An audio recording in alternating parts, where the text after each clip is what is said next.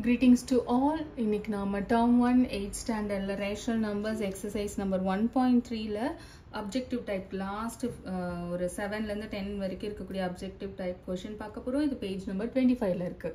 Okay, இப்போ 7th problem பார்க்கலாம். Closure property is not true for division for Q. What is Q? மறக்க கூடாது number. Q is rational number.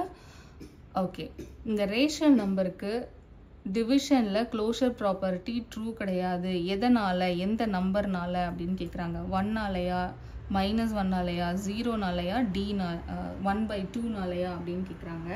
Division அப்படின்னாலே என்ன ஒரு ப்ராப்ளம்னா, டினாமினேட்டரில் 0 வச்சு, அதாவது ஒரு நம்பரை, ஏதோ ஒரு நம்பரை 0வால் டிவைட் பண்ண முடியாது.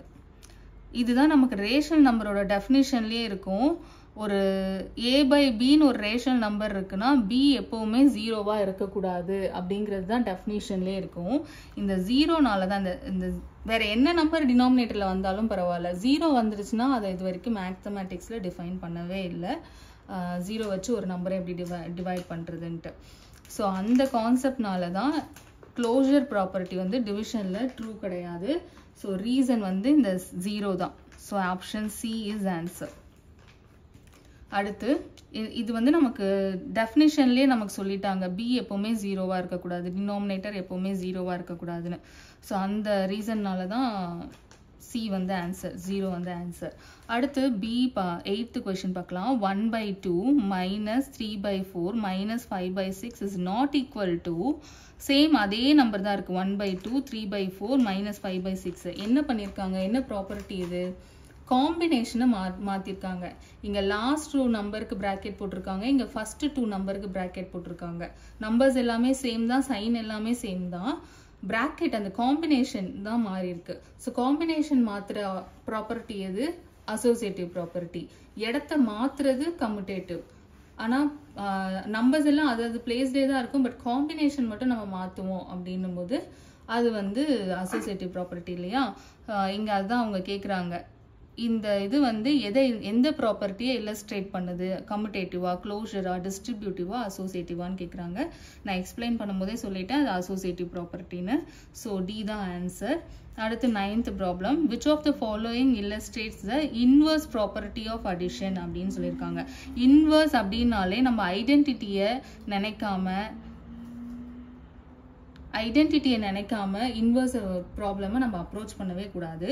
இன்வர்ஸ் அப்படின்னாலே ஐடென்டிட்டிக்கு நம்ம போயிடணும், டக்கு நாங்கள் லிங்க் பண்ணிக்கணும். என்ன ஆப்ரேஷன் பாருங்க, அடிஷன் ஆப்ரேஷன். அடிஷன் ஆப்ரேஷன்ல ஐடென்டிட்டி என்னது? 0. ஸோ இதை மைண்ட்ல வச்சுட்டு தான் நம்ம இன்வர்ஸ் ப்ராப்பர்ட்டியை பத்தி வெரிஃபை பண்ணணும். இப்போ எனக்கு ஆன்சர் வந்து ஐடென்டிட்டி வரணும். கீழே இருக்கிறதுல எங்க ஆன்சர் எனக்கு 0வா இருக்கு? ஏல மட்டும்தான். மற்ற எல்லா இடத்துலையும் எனக்கு ஆன்சர் வேற ஏதோ நம்பர் இருக்கு.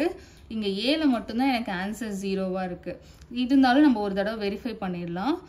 1/8 -1/8. ஆமா, 1/8 இஸ் a positive 1. அது அதனுடைய நெகட்டிவ் நம்பரோட சேரும்போது 0 கொடுக்கணும். இதுதான் ஐடென்டிட்டி இன்வர்ஸ் ப்ராப்பர்ட்டி சொல்றது. ஸோ ஆப்ஷன் ஏ தான் கரெக்டான answer. Simple way of identifying என்னன்னா, ஆன்சர் 0, அடிட்டிவ் ஐடென்டிட்டியான 0 கொடுக்கணும். அந்த சிம்பிள் திங்லேயே நம்ம சூஸ் பண்ணிடலாம் ஏ தான் ஆன்சர்னு.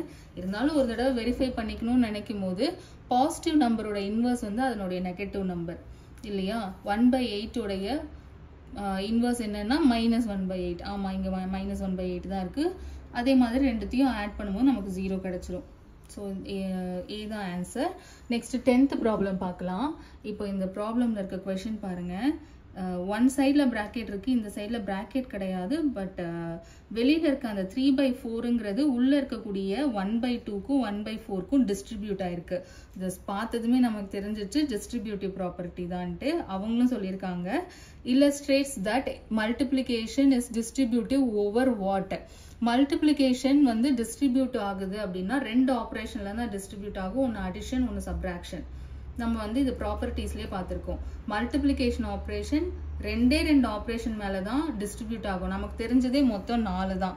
ஒன்று வந்து மல்டிப்ளிகேஷன், டிவிஷன், அடிஷன், சப்ராக்ஷன். இந்த 4 ஆப்ரேஷன் தான் நமக்கு தெரியும்.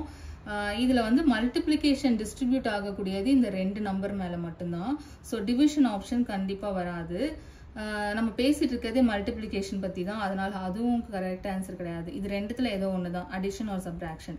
நம்ம இங்கே கொடுத்துருக்க எக்ஸாம்பிளில் பாருங்கள் என்ன ஆப்ரேஷனில் இருக்குது, சப்ராக்ஷன் தான் இருக்குது, அடிஷன் கிடையாது. ஸோ மல்டிப்ளிகேஷன் எதில் டிஸ்ட்ரிபியூட் ஆயிருக்கு, மைனஸில் டிஸ்ட்ரிபியூட் ஆயிருக்கு. ஸோ சப்ராக்ஷன் தான் கரெக்டான ஆன்சர். இதோட இந்த ப்ராப்ளம் இந்த எக்ஸசைஸ் முடிஞ்சிருச்சு. இதுக்கப்புறம் நம்ம 1.4 பார்க்கலாம்.